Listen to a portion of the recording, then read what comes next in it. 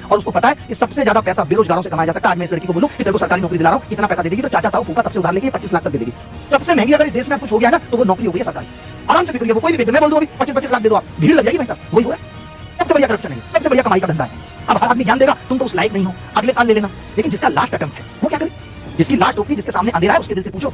Breakup हो जाता है, 17 लोग ज्ञान दे देते हैं, कुछ नहीं होता भाई। लेकिन जब खुद का होता है ना तब समझ में आता है कि ब्रेक की रात है कितनी काली है, कितनी दर्द भरी है, तब पता चलता है। बच्चा पढ़ाई करे, स्कीम का पता लगाए, उसके बाद वही सबूत दे, उसके बाद भी कोई सुनवाई नहीं है, अन्याय के लिए वो कोर्ट जाए और सालों तक वो कोर्ट में भटकता है।